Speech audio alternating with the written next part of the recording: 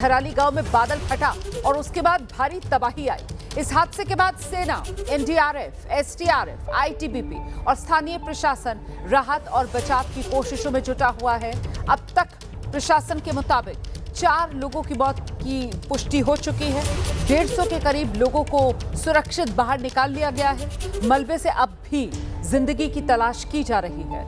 राहत और बचाव कार्य में जो एजेंसियां हैं, हर्षिल के पास एक अस्थायी पुलिया तैयार कर ली है ताकि लोगों को सुरक्षित इसे पार करवाया जा सके।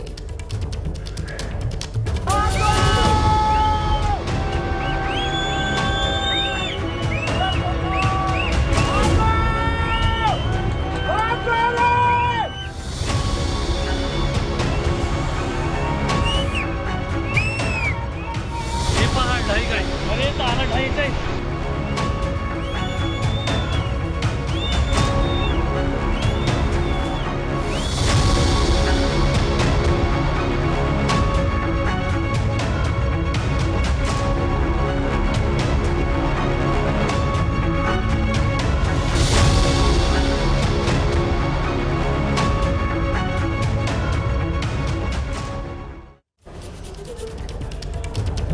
और ये तस्वीर आप देख रहे हैं जहां धराली में रेस्क्यू टीम्स मौजूद हैं और देखिए किस तरीके से मलबा हटाने का काम चल रहा है। यहां पर जो प्रभावित इलाका है वहां तक पहुंचने का काम यहां पर चल रहा है। देखिए कैसे रास्ता बनाया जा रहा है। उत्तरकाशी के धराली गांव में बादल फटने के बाद ये जो भारी तबाही है, इसके बाद से ही सेना से लेकर एनडीआरएफ, एसडीआरएफ, आईटीबीपी, स्थानीय प्रशासन सभी राहत और बचाव के काम में जुटे हुए हैं। प्रशासन के मुताबिक 4 लोगों की मौत की अब तक पुष्टि हो चुकी है। 150 के करीब लोगों को सुरक्षित निकाला गया है, लेकिन अभी धराली पहुंचने का रास्ता भी टूटा हुआ है कई जगह से। उसकी मरम्मत का काम भी चल रहा है और ऐसे में जो धराली में बचाव के लिए टीम्स मौजूद हैं, वो वहां पर डटी हुई हैं, मुस्तैदी के साथ मलबा हटा रही हैं। बड़े बड़े पत्थर, बोल्डर हटाने का काम चल रहा है और साथ ही पुलिया बनाई जा रही है ताकि प्रभावित लोगों तक मदद पहुंचाई जा सके। उत्तरकाशी के धराली गांव में प्रशासन राहत कार्य में जुटा हुआ है। एबीपी न्यूज संवाददाता दानिश ने आज हालात का जायजा लिया है। एबीपी न्यूज की ग्राउंड रिपोर्ट आपको दिखाते हैं।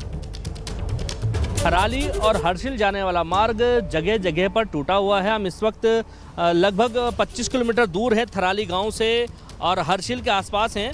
ये मार्ग भी टूटा हुआ है। लगातार बीआरओ के लोग इसे ठीक करने की कोशिश कर रहे हैं क्योंकि लैंडस्लाइड हुआ था। लैंडस्लाइड आने के बाद ये पूरा एक जो मार्ग है पूरी तरह से क्षतिग्रस्त हो गया है। मैं आपको दिखाना चाहूँगा कि बराबर में यहाँ भागीरथी नदी बह रही है जो लगातार सड़कों को काट रही है। सामने मैं आपको दिखाना चाहूँगा कि किस तरह से सड़क के हालात बने हुए हैं। लगातार सड़क यहाँ पर टूट करके नीचे पानी की ओर जा रही है।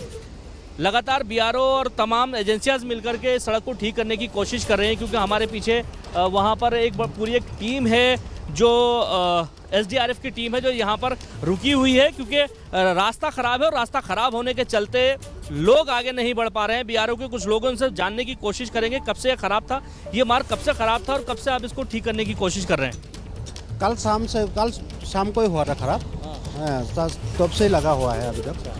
क्या उम्मीद जताई जा रही है कब तक इसको आप खोल देंगे क्योंकि आगे तभी पूरी रेस्क्यू टीमें बढ़ पाएंगी जब आप इसको खोल देंगे मार्ग को? अभी तो 100 मीटर कोई पड़ा हुआ है। अभी ये एक बड़ा पत्थर पड़ गया। अभी ये पत्थर हटाने से बाद ज़्यादा टाइम नहीं लगेगा। लगभग यहाँ से 60 के आसपास वो लोकेशन बताई जा रही है, 60 किलोमीटर के आसपास, जहाँ पर कल दोपहर आपदा आई थी और जिसमें सैकड़ों लोग बहे थे। और देखिए उत्तराखंड में आफत की बारिश लगातार जारी है। बारिश की वजह से नदी नाले सब उफान पर हैं और इस बीच धराली में भागीरथी नदी में एक कार बहती दिखी है। वीडियो में हम आपको दिखाएंगे कैसे पानी के सैलाब के बीच कार बह रही है। पानी की तेज धार है, इतनी तेज कि कार भी बड़ी रफ्तार के साथ देखिए कैसे बहती हुई नजर आ रही है। ये नहीं पता चल पाया है कि ये गाड़ी, इस पे कुछ सवार भी थे या फिर ये सड़क किनारे खड़ी कोई पार्क गाड़ी है जो पानी के तेज बहाव में बहती चली गई। इसको लेकर अभी तस्वीर साफ नहीं है, लेकिन फिलहाल आप देखिए कैसे पानी के तेज बहाव में चक्कर खाती हुई, गोल गोल घूमती हुई ये गाड़ी तेज रफ्तार के साथ बहती हुई नजर आ रही है।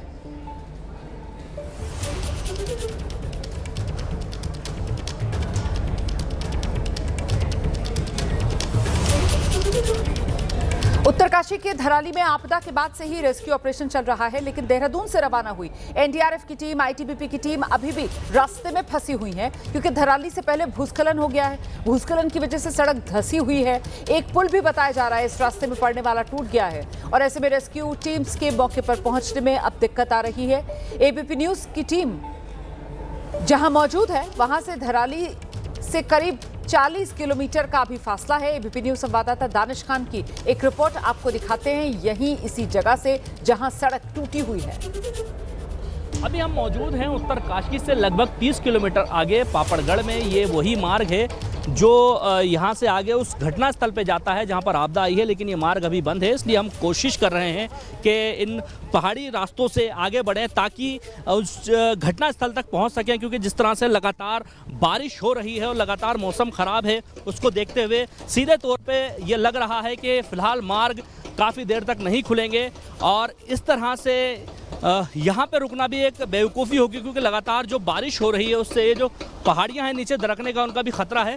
तो इसको लेकर के लगातार ये बात कही जा रही थी कि रास्ता जल्दी खुल जाएगा, लेकिन फ़िलहाल अभी रास्ता खुलता हुआ दिखाई नहीं दे रहा है। इससे आगे एक पुल है 5 किलोमीटर आगे, वो भी फ़िलहाल बंद हो गया है। वो पुल टूट गया है, पुल बहने से पूरा मार्ग बंद है।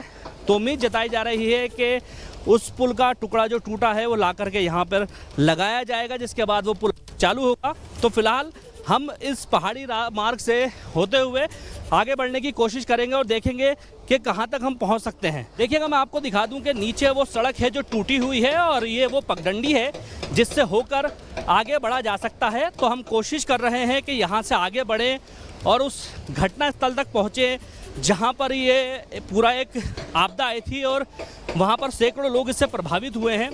काफ़ी मुश्किल रास्ता है, लेकिन कोशिश पूरी रहेगी इस रास्ते से हम वहाँ तक पहुँच जाएं, क्योंकि यहाँ से लगभग 5 किलोमीटर आगे एक पुल टूटा हुआ है। उस पुल को भी बनाने की कोशिश बीआरओ कर रहा है, और उम्मीद जताई जा रही है कि कुछ ही देर के बाद बीआरओ की टीम एक पुल का हिस्सा यहाँ लेकर आएगी, जिसके बाद उसे वहाँ पर जोड़ा जाएगा, और जोड़ने के बाद उस पुल को दोबारा से शुरू कर दिया जाएगा ताकि लोग यहाँ से आगे बढ़ सकें। फिलहाल मैं दिखाऊंगा कि देखिए हम ऊपर हैं और नीचे ये सड़क टूटी हुई है, इसमें काम चल रहा है। तो हम इस मार्ग के ज़रिए आगे बढ़ रहे हैं। फिलहाल रास्ता बेहद ख़तरनाक है और लगातार ये पहाड़ी नीचे दरक रही है, तो हमसे कहा गया है कि सावधानी के साथ आगे बढ़ें।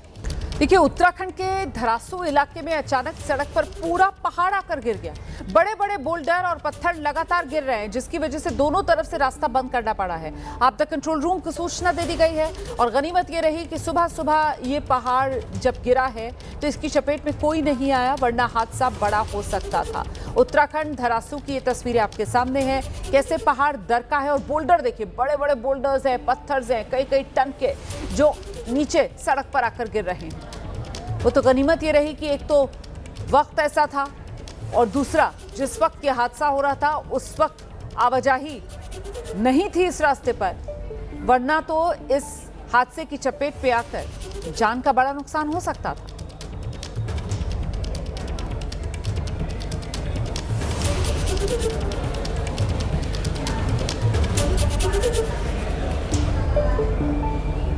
उत्तराखंड के हरिद्वार में हरी की पेड़ी के पास जो भीमगोड़ा है, वहां जबरदस्त लैंडस्लाइड हो गया।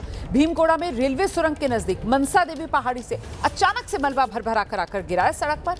वीडियो दिखाती हूं मैं आपको। इसमें सड़क पर लोग आ जा रहे हैं, बिल्कुल आवाजाही चल रही है सड़क पर, और तभी पहाड़ से बड़े बड़े पत्थर गिरना शुरू हो जाते हैं। लैंडस्लाइड की चपेट में आकर बाइक सवार 3 लोग एक ही बाइक पर वो गिरते हैं, और फिर दहशत में आकर दूर भागते हैं, खुद को सुरक्षित स्थान पर लेकर जाने की कोशिश करते हैं। मौके पर अफरा तफरी मच गई। बाइक सवार देखिए कैसे फौरन बाइक से खड़े हुए और सुरक्षित जगह की ओर भागे। इस हादसे के बाद काफी देर तक ये रास्ता भी बंद रहा है।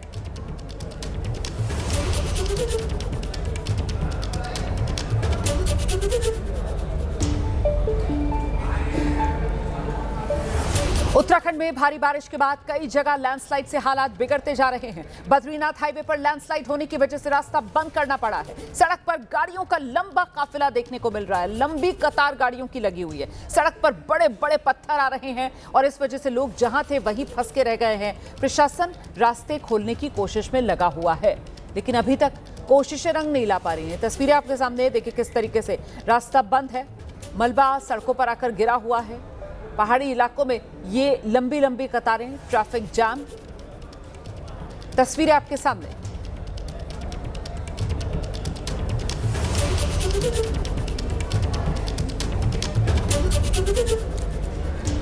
पहाड़ पर लगातार बारिश हो रही है, इसके चलते ऋषिकेश में गंगा घाट पानी में डूबते हुए नजर आ रहे हैं। हरिद्वार में भी गंगा का जलस्तर खतरे के निशान के बेहद नजदीक पहुंच चुका है। गंगा नदी पूरे उफान पर है इस वक्त। जिला प्रशासन ने गंगा के किनारे की कॉलोनियों में रहने वाले लोगों को लाउडस्पीकर के जरिए अलर्ट करना शुरू कर दिया है।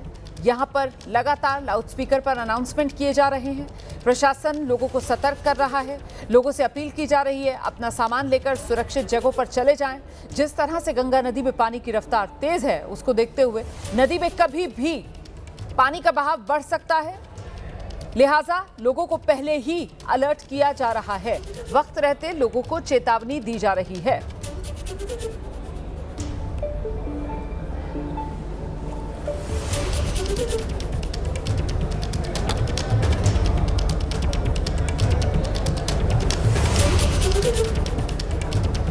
वहीं हल्द्वानी में भी लगातार बारिश हो रही है। इस वजह से नदी नाले हल्द्वानी में भी उफान पर आ गए। बरसाती नाले रिहायशी इलाकों में तेजी से बह रहे हैं। चारों तरफ सिर्फ और सिर्फ पानी ही पानी नजर आ रहा है। बहाव तेज है और इस वजह से आने जाने वाले लोगों के लिए भी लगातार खतरा बना हुआ है। प्रशासन ने यहां पर भी ऐलान किया है, लोगों को आगाह किया है कि अपने घरों में ही सुरक्षित रहें और साथ ही ये भी हिदायत दी गई है कि पानी बढ़ने पर नालों से दूर रहें ताकि कोई हादसा ना हो। उत्तराखंड हल्द्वानी की ये तस्वीरें आपके सामने।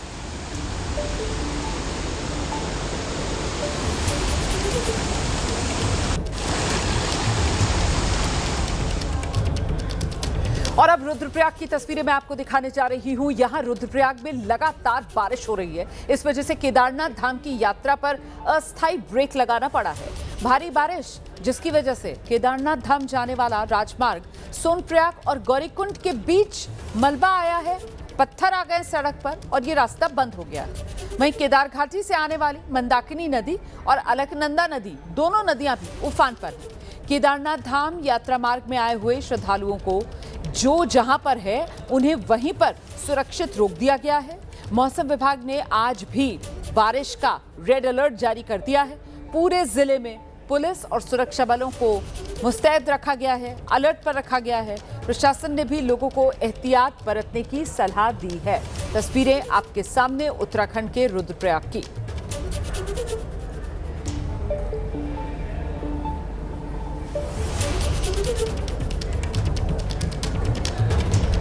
उत्तराखंड से आगे निकलकर जरा हिमाचल आपको लेकर चलेंगे। कांगड़ा जिले में पठानकोट मंडी हाईवे और साथ ही भाली इलाका, यहां जबरदस्त लैंडस्लाइड हो गई है। लैंडस्लाइड की वजह से बड़े बड़े पत्थर गिरे हैं। इस बीच हाईवे से गुजर रही एक BMW कार मलबे में फंस गई। हालांकि निर्माण कार्य करने वाली कंपनी की तरफ से राहत कार्य किया जा रहा है, लेकिन जितना मलबा उठाया जा रहा है उतना ही मलबा और पहाड़ से नीचे सड़क पर आकर गिर रहा है। लैंडस्लाइड ऐसी है, हर तरफ लंबा जाम सड़क पर लग गया है। अभी भी मलबा हटाने का काम जारी है।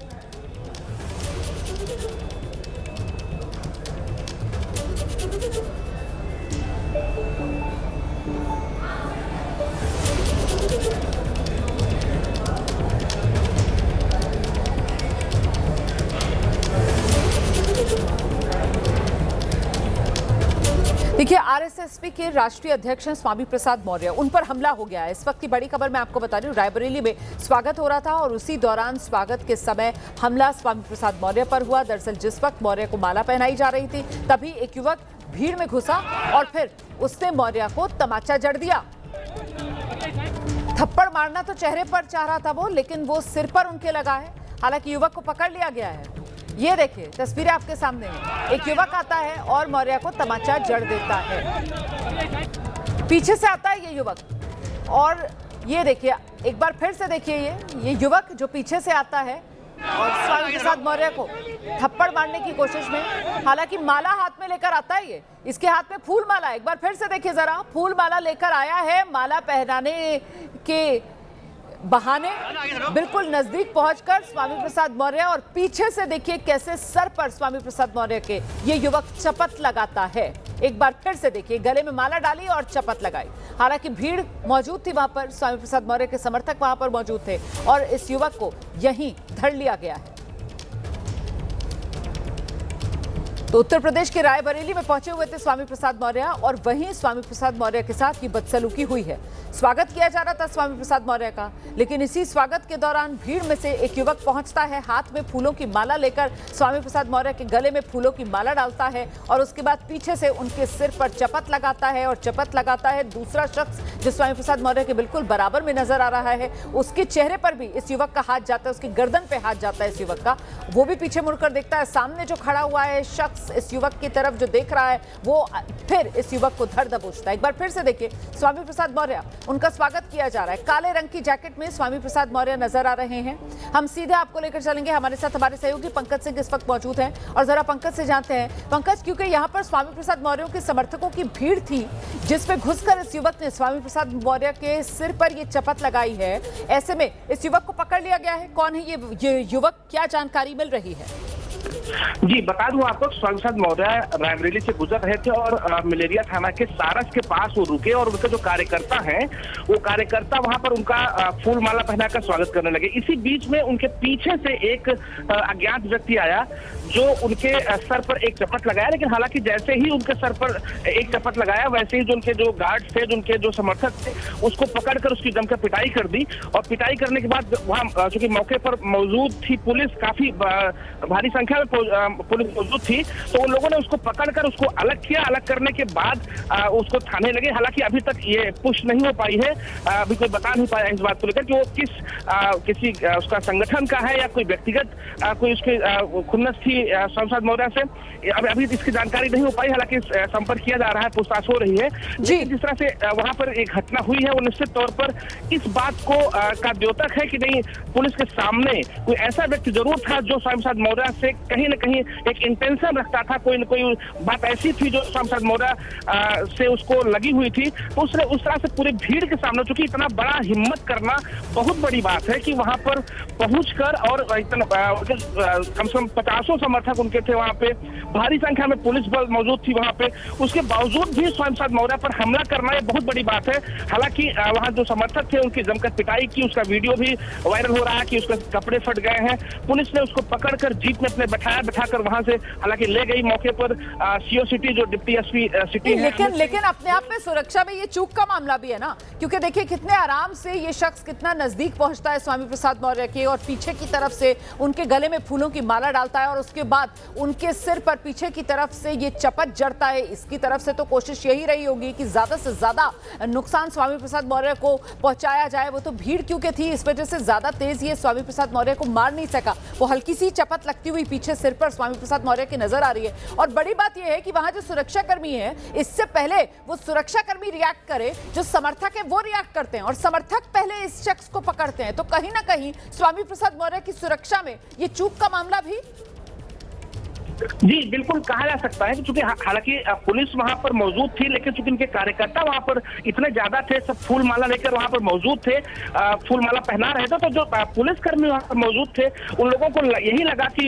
ये जो है इनके कार्यकर्ता हैं, इनके समर्थक हैं जो उनको फूल माला पहनाने की कोशिश कर रहे हैं। इसी कह सकते हैं असमंजस में कि इनके कार्यकर्ता होंगे, इनके समर्थक होंगे, पुलिस उनको रिकॉग्नाइज नहीं कर पाई और वहां पर ये शख्स वहां उनके नजदीक पहुंच गया। हालांकि जैसे ही पहला थप्पड़ जमाया उसको स्वामी प्रसाद मौर्य को, वैसे ही वहां पर पुलिस भी एक्टिव हो गई और जो उनके कार्यकर्ता थे उन लोगों ने पकड़ भी लिया, पकड़ कर उसको धुलाई भी कर दी। तो अभी ये कह पाना बड़ा कठिन है कि नहीं पुलिस के उस पर चूक है, क्योंकि इतनी बड़ी सुरक्षा नहीं थी स्वामी प्रसाद मौर्य की और जो उनके नजदीक आ रहे थे सबको छूट ठीक नहीं, सब लोग वहां पहुंचे और पहुंचकर उनका स्वागत करे। स्वामी प्रसाद मौर्य भी सबसे मिल रहे थे। तो ये बहुत कह पाना बहुत उचित नहीं है और माना कि नहीं ये पुलिस की चूक है, क्योंकि सब लोग वहां पर मौजूद थे, कोई प्रोटोकॉल उस तरह नहीं था कि नहीं कुछ लोग आएंगे या चेक करके ही आएंगे या आइडेंटिटी ही दिखा के आएंगे।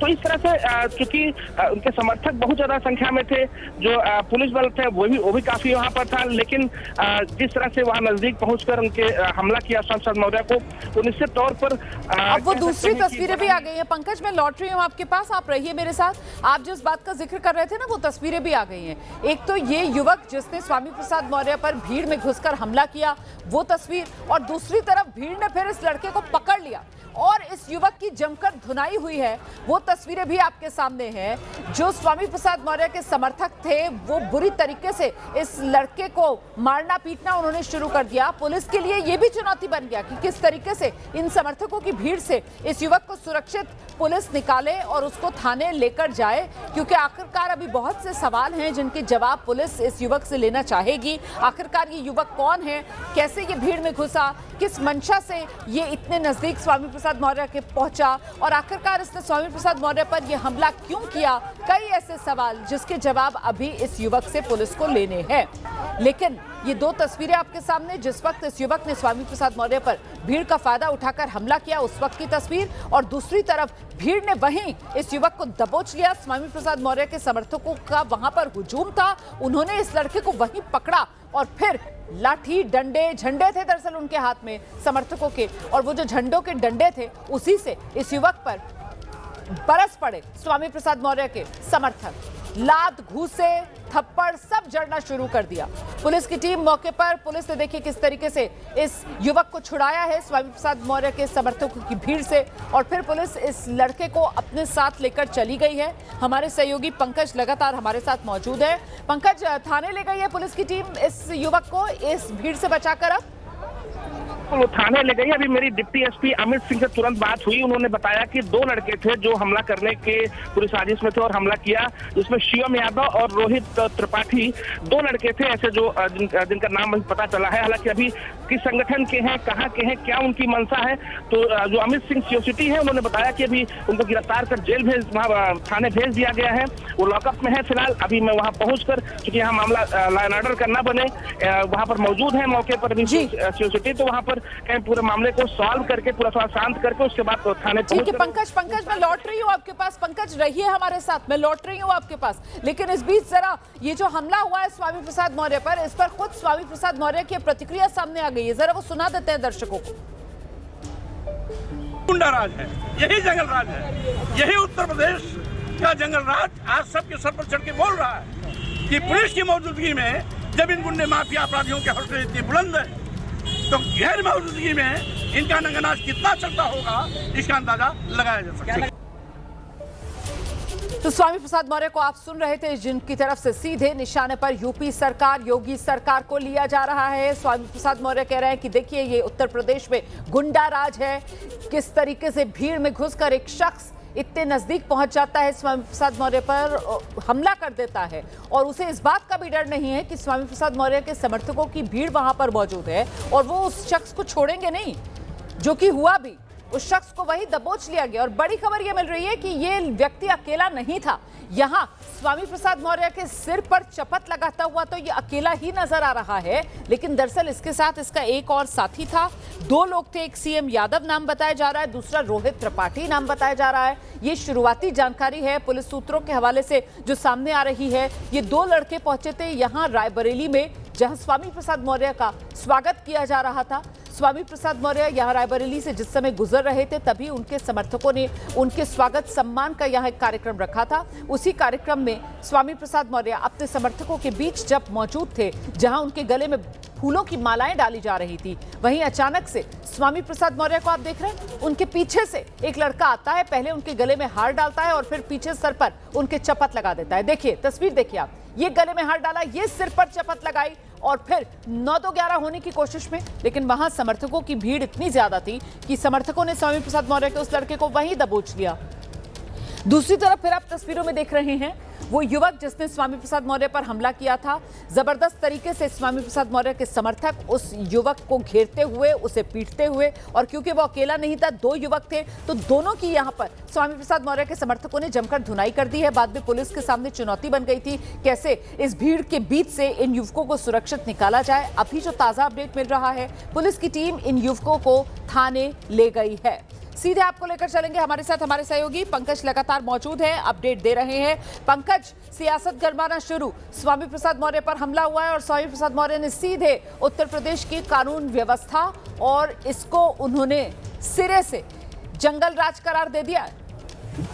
जी बिल्कुल, अभी आपको बता दूं कि जो प्रतिक्रिया स्वामी प्रसाद मौर्य ने दिया था कि एक व्यक्तिगत एक जात के लिए उन्होंने बोला था कि नहीं ठाकुरों का वो चीजें हैं, तो यहाँ 2 लड़के जो पकड़े गए फिलहाल उससे अलग हैं ये दोनों लड़के। और दूसरी बात कि स्वामी प्रसाद मौर्य ने सीधा आरोप लगाया है प्रदेश सरकार पर कि गुंडा राज यहाँ पर, और करणी सेना को भी उन्होंने लगाया। हालांकि अभी के नाम नहीं सामने आ पाया है कि करणी सेना की इसमें मिली भगत है, करणी सेना के लोग हैं, कोई अन्य संगठन के लोग हैं। हालांकि अभी भाजपा के जो कुछ कार्यकर्ता हैं, एक यहाँ पर है शिवेंद्र सिंह जो भाजपा के कार्यकर्ता हैं, अभी दूरभाष पर उनसे वार्ता हुई तो उन्होंने भी इन पर आरोप लगाया स्वामी प्रसाद मौर्य पे, कहा कि जिस तरह से तुरंत उन्होंने आरोप लगा दिया कि कौन हमलावर है, कौन हमला कर रहा है, ये गलत बात है, इस पर नहीं करना चाहिए स्वामी प्रसाद मौर्य को। उत्तराखंड के सांसदों से आप जानते हैं आज प्रधानमंत्री नरेंद्र मोदी ने मुलाकात की है, संसद भवन परिसर में ये मुलाकात हुई है, उत्तराखंड के सांसदों के साथ मुलाकात की। अब ये तस्वीर भी सामने आ गई है, आप देख रहे हैं उत्तराखंड के ये सांसद प्रधानमंत्री नरेंद्र मोदी से मुलाकात करते हुए।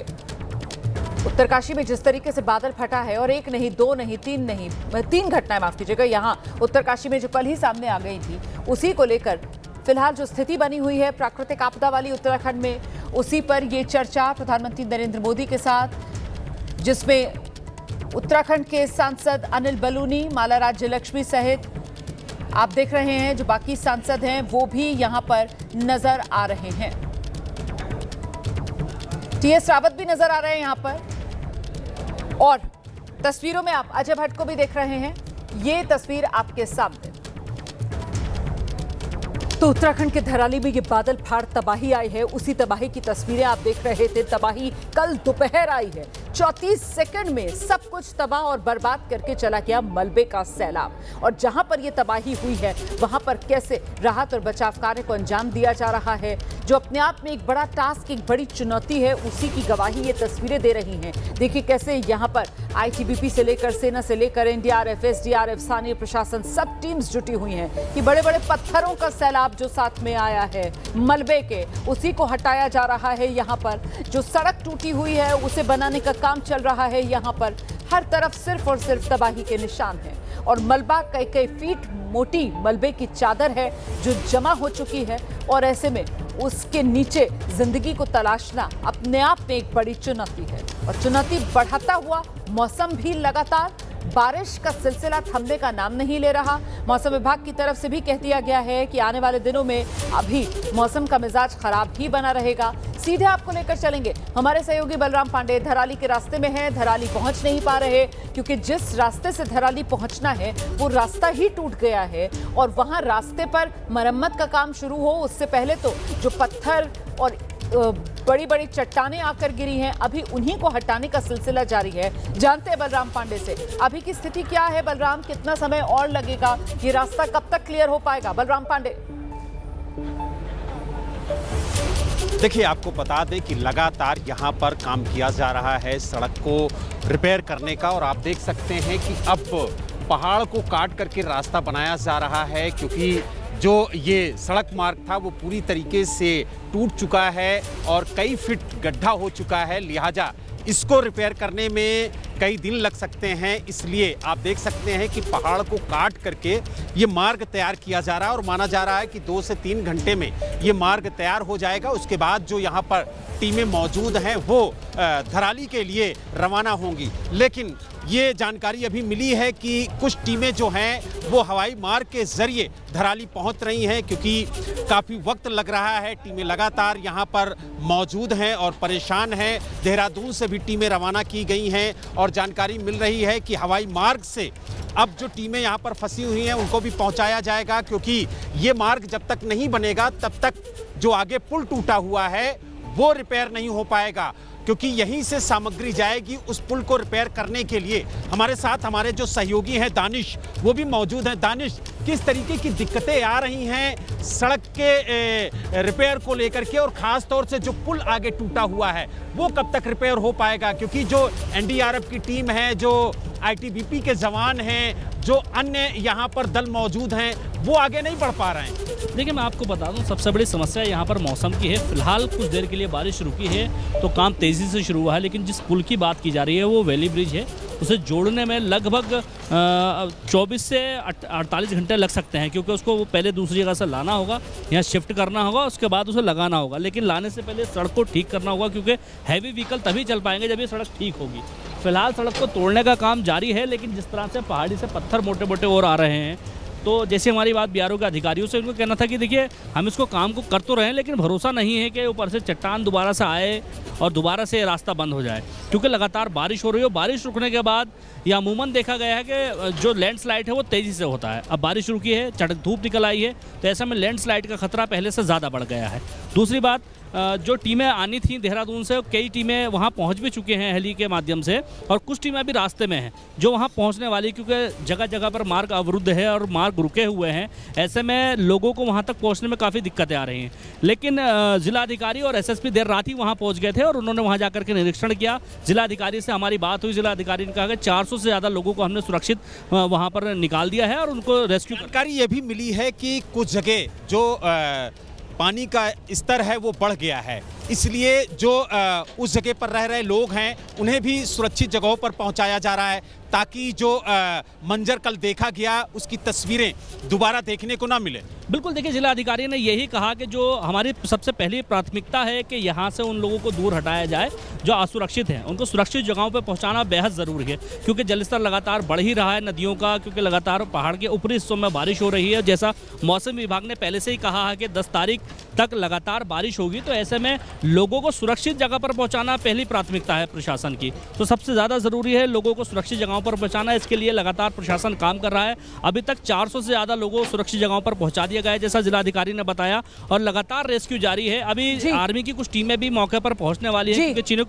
हेलीकॉप्टर अब उतर चुका है और वो वहां पर पहुंच। जानकारी ये भी मिली है कि खुद मुख्यमंत्री पुष्कर सिंह धामी अधिकारियों के साथ बैठक कर रहे हैं, उनसे स्थिति का जायजा ले रहे हैं, उनसे जानकारी मांग रहे हैं कि आखिरकार जो राहत बचाव का कार्य है, अगर आप मुझे सुन पा रहे हैं, बलराम, अगर आप मुझे सुन पा रहे हैं, वो तस्वीरें हमने दिखाई थी मुख्यमंत्री पुष्कर सिंह धामी की, और अधिकारियों से वो जानकारियां लेते हुए, कंट्रोल रूम में पहुंचते हुए, हेलीकॉप्टर से निरीक्षण करते हुए, तमाम तस्वीरें एबीपी न्यूज़ पर हम दिखा रहे हैं। अभी मुझे लगता है कि जहां पर आप मौजूद हैं, जब पहले हम बात कर रहे थे तो बारिश हो रही थी, आपने छतरी खोली हुई थी, अभी मौसम का मिजाज यहां पर बदल गया है, मतलब अब फिलहाल मुझे धूप यहां पर खिली हुई नजर आ रही है, और एक तरीके से कह सकते हैं कि ये वो विंडो है जो यहाँ पर राहत और बचाव कार्य की जो टीम्स हैं जो अटकी हुई हैं, उनको एयरलिफ्ट करके जहाँ पर त्रासदी आई है वहाँ पर ड्रॉप करने के लिए ये समय है जो मिला है, अभी इसका फायदा उठाया जा रहा है, क्योंकि मौसम अगर खुला है तो आसानी होगी एयर ड्रॉप करने में टीम्स को।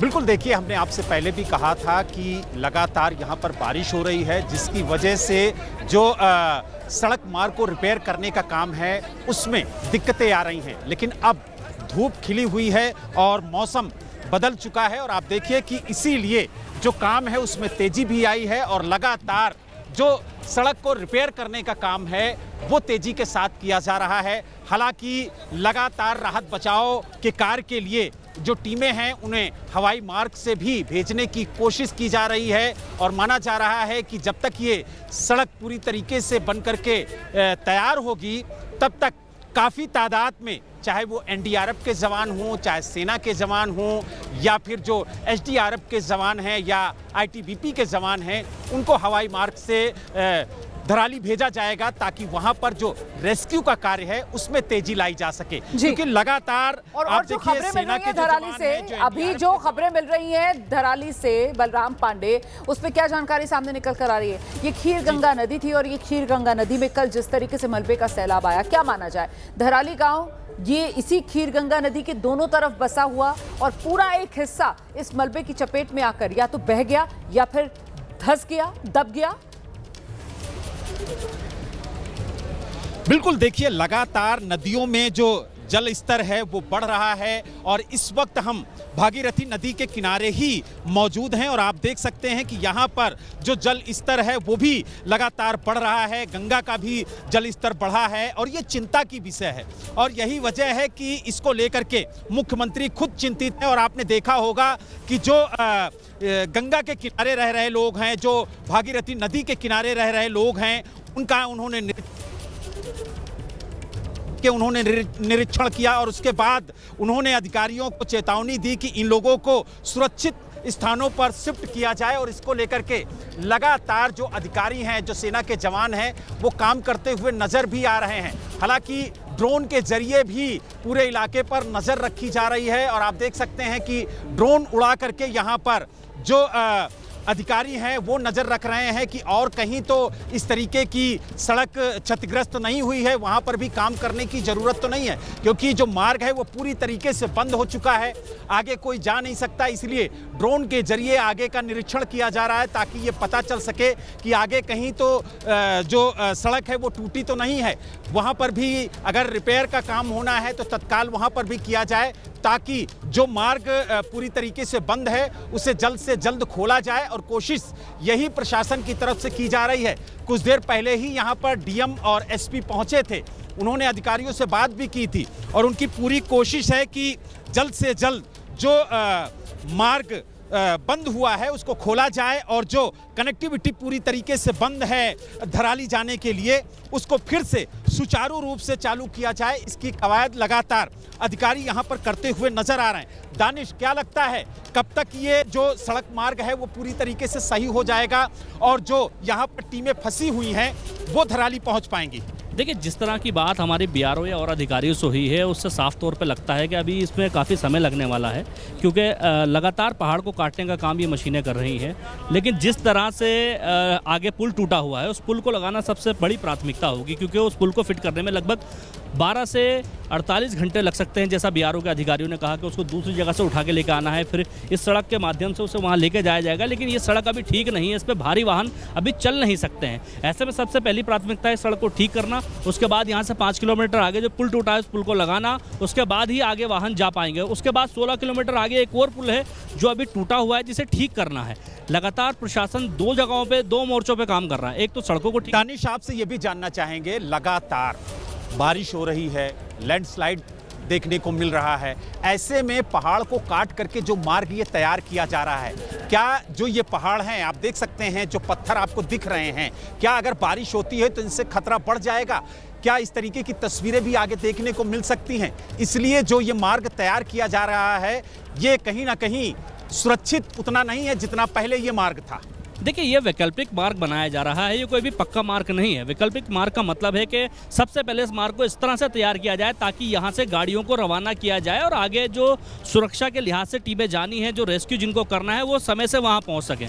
सबसे पहली बात यह है कि ये वैकल्पिक मार्ग है। वैकल्पिक मार्ग इसीलिए बनाया जाता है कि सबसे पहले टीमों को वहाँ पर रवाना कर दिया जाए। उसके बाद बीआरओ की टीमें लगातार यहाँ काम कर रही हैं, इस पहाड़ को अभी और थोड़ा आगे काटेंगे ताकि ये सुरक्षित और बन जाए। तो फिलहाल ये वैकल्पिक मार्ग है ताकि जो टीमें देखें, मैं दिखाना भी चाहूँगा कि पीछे देखिए टीमें जो खड़ी हैं ये एसडीआरएफ एनडीआरएफ की इसी इंतजार में खड़ी हैं कि ये मार्ग जल्द से जल्द खुले और यहाँ से वो निकल करके उस घटनास्थल पर पहुँचे जहाँ पर ये घटना हुई है। और वहाँ पर सबसे ज़्यादा ज़रूरत है रेस्क्यू ऑपरेशन चलाने की। रेस्क्यू ऑपरेशन चल रहा है, लेकिन अभी और ज़्यादा मैन पावर वहाँ पहुँच सकती है ये मार्ग तैयार होने के बाद। तो ये वैकल्पिक मार्ग है। जो हमारी अधिकारियों से बात हुई दानिश, उनका कहना था कि सुबह 5 बजे तक ये टीमें वहां पर पहुंच जानी थी और ये माना जा रहा था कि 5 बजे के बाद जो रेस्क्यू ऑपरेशन है वो तेज होगा और जो लापता लोग हैं उनकी तलाश तेज की जाएगी। लेकिन जिस तरीके से सड़क मार्ग पूरी तरीके से बंद हुआ, जगह जगह सड़कें धंस गई, कई जगह सड़कें बह गई, उसको लेकर के जो संपर्क है वो पूरी तरीके से धराली का टूट गया। तो कहीं ना कहीं जो मौसम है उसकी वजह से जो रेस्क्यू तेजी से होना चाहिए था उसमें अवरोध उत्पन्न हुआ। बिल्कुल, देखिए मौसम किसी के हाथ में नहीं है। रात 3 बजे से हमारी टीम भी यहाँ मौजूद थी। लगातार रास्ते में हमें 3 ऐसी जगहें मिली जहाँ लैंडस्लाइड हुआ और चौथी जगह पर आकर के हम रुक गए हैं। लगभग सुबह यहाँ 3-4 बजे से हम पहुँचे हुए हैं और अभी तक यहाँ 2-3 बजने वाले हैं। यहाँ पर अभी हम मौजूद हैं और लगातार इस सड़क के खुलने का इंतजार कर रहे हैं। वैसे ही प्रशासन के और शासन की हालात हैं, क्योंकि लगातार बारिश हो रही थी। ऐसे में हेलीकॉप्टर उड़ा नहीं सकते थे, टीमों को सड़क के माध्यम से आगे पहुँचना था। सड़क टूटी हुई थी तो बीआरओ को आदेश दिया गया है, PWD को लगाया गया, सारे विभाग मिलकर सबसे पहले सड़क को ठीक करें ताकि सड़क के माध्यम से वो आगे जा सकें। लेकिन सड़क फिलहाल अभी आपके मैंने ये भी देखा कि जो एनडीआरएफ के जवान थे, करीब 35 से 40 जवान पैदल यहाँ से रवाना किए गए ताकि वो वहाँ पर पहुँच सकें और जो राहत बचाव का कार्य है उसमें तेजी लाई जा सके। लेकिन कहीं ना कहीं जो सड़कें टूटी हैं वो एक बड़ा अवरोध उत्पन्न करती हुई नजर आ रही हैं राहत बचाव के कार्य में। बिल्कुल, देखिए मैं बता दूं एनडीआरएफ के 35 जवान यहाँ से रवाना हुए हैं, लेकिन यहाँ से 16 किलोमीटर आगे एक पुल है जो क्षतिग्रस्त है। सबसे पहले वो वहाँ पे पहुँचे, उसके बाद वहाँ पे एक वैकल्पिक मार्ग बनाएंगे ताकि जो और टीमें हैं वो भी वहाँ से आगे रवाना हो।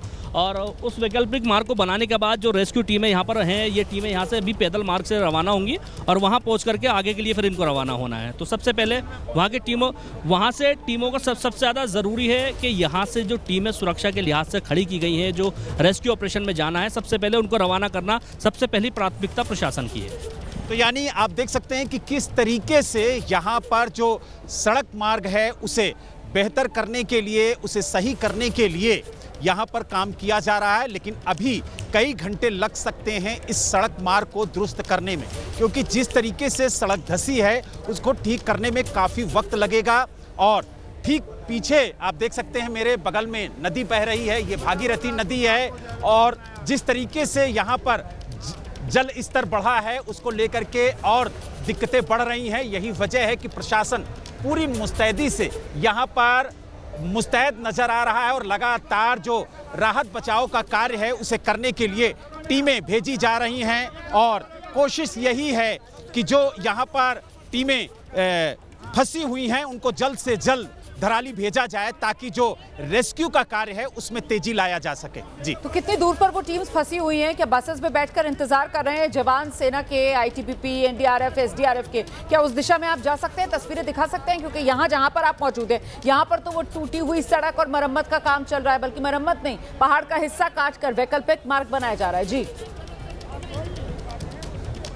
बिल्कुल रोमाना, हम आपको दिखाएंगे कि किस तरीके से चाहे वो एनडीआरएफ की टीम हो, चाहे आईटीबीपी के जवान हो, वो यहाँ पर फंसे हुए हैं। यहाँ तक कि जो फायर विभाग के अधिकारी हैं, कर्मचारी हैं, वो भी यहाँ पर फंसे हुए हैं, क्योंकि जो कनेक्टिविटी है वो पूरी तरीके से खत्म हो चुकी है। और इसीलिए यहाँ पर इंतज़ार किया जा रहा है कि जल्द से जल्द ये मार्ग जो है वो ठीक हो, उसके बाद यहाँ से जो टीमें यहाँ पर मौजूद हैं वो आगे के लिए रवाना हो। आप देख सकते हैं कि एनडीआरएफ की जो टीमें हैं वो यहाँ पर मौजूद हैं, उनकी गाड़ियाँ यहाँ पर खड़ी हुई हैं। ठीक सामने हम अपने सहयोगी से कहेंगे कि वो दिखाएं कि किस तरीके से यहाँ पर टीमें इंतजार कर रही हैं और कई घंटों से इंतजार कर रही हैं। लगातार कोशिश की जा रही है कि सड़क मार्ग को ठीक किया जाए, दुरुस्त किया जाए। और आप देखिए कि किस तरीके से जो एनडीआरएफ की टीम है उनकी गाड़ियां यहाँ पर खड़ी हुई हैं, जो दमकल के जवान हैं वो यहाँ पर मौजूद हैं, क्योंकि कोई आगे नहीं बढ़ पा रहा। और कोशिश यही की जा रही है कि जल्द से जल्द जो ये मार्ग है वो ठीक किया जाए और उसके बाद जो यहाँ पर जवान मौजूद हैं उनको आगे बढ़ाया जाए। आप देखिए ठीक सामने जो एनडीआरएफ की टीम है वो मौजूद है, उनकी गाड़ियाँ खड़ी हैं, उनके अधिकारी यहाँ पर मौजूद हैं और लगातार कोशिश की जा रही है कि यहाँ पर जो एनडीआरएफ की टीम है उसको देखा जाए कि किस तरीके से उसे आगे ले जाया जाए, क्योंकि आगे जो पुल टूटा हुआ है वो भी रिपेयर होना है। और कोशिश यही की जा रही है कि पुल को भी रिपेयर किया जाए ताकि जो टीमें यहाँ पर फंसी हुई हैं उनको आगे बढ़ाया जाए। बहुत शुक्रिया आपका बलराम इस तमाम जानकारी के लिए। तो देखिए तस्वीरें, यहाँ पर जो रेस्क्यू टीम पहुंचनी है धराली, उन्हीं के लोग इंतजार करते हुए अपने वाहनों में बैठे हुए, क्योंकि सड़क टूटी हुई है और अभी वैकल्पिक सड़क यहाँ पर बनाने की कोशिशें की जा रही हैं। फिलहाल मौसम भी रह रहकर खराब हो रहा है, इसीलिए चुनौती बड़ी है।